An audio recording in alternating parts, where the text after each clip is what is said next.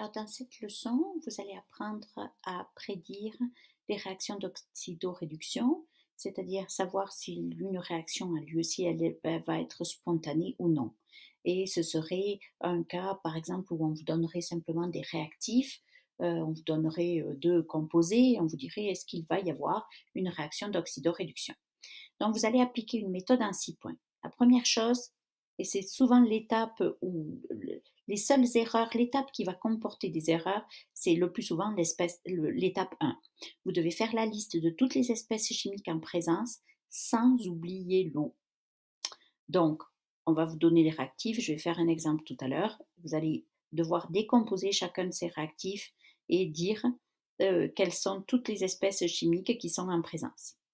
Ensuite, vous allez classer chacune de ces espèces en agent oxydant ou agent réducteur à l'aide de votre tableau ici.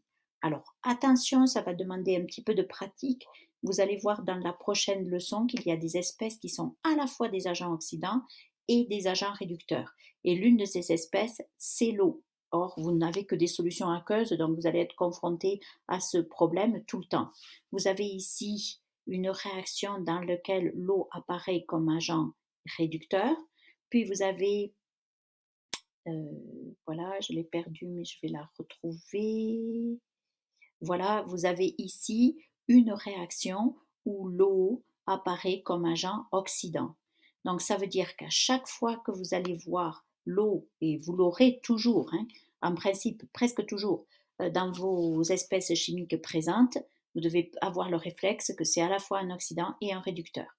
Donc quand vous faites le classement ici, c'est très important de ne pas l'oublier. Ensuite, à l'aide du tableau, encore une fois, maintenant que vous les avez repérés, vous allez déterminer l'espèce argent-oxydant le plus fort et l'espèce qui est l'argent réducteur le plus fort. Pourquoi? Parce qu'on ne va s'intéresser qu'à cette réaction-là, entre l'agent oxydant le plus fort et le réducteur le plus fort, aucune des autres. Pour ces deux espèces, on va écrire pour chacun la demi-réaction correspondante.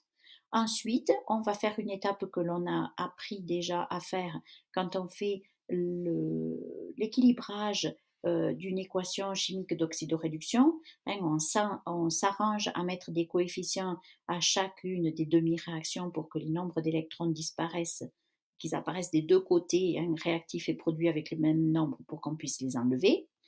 Et en dernière étape, une fois que tout ça c'est fait, vous allez déterminer si la réaction est spontanée ou non à l'aide de la règle du gamma. Donc regardons ici un exemple. On vous dit tout simplement, on va plonger une lame de cuivre dans du permanganate de potassium.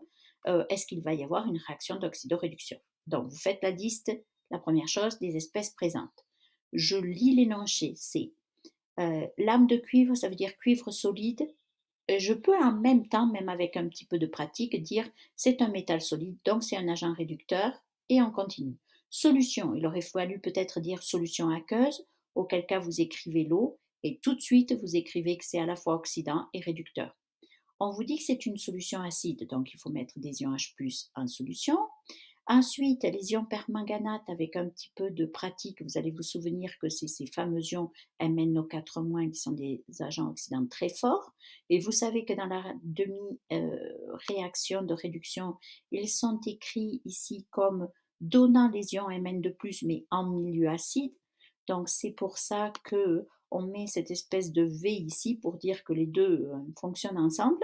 Donc l'ensemble est un agent oxydant. Et puis c'est permanganate de potassium, donc un composé ionique, donc vous allez avoir les ions potassium ici. Là, pas besoin de regarder dans le tableau, ce sont des ions métalliques, ce sont des agents oxydants. Surtout parce que c'est un métal du groupe 1, donc vous allez voir qu'il y a quelques ions métalliques qui sont à la fois agents oxydants et réducteurs, mais on va faire la liste et vous n'allez plus les oublier.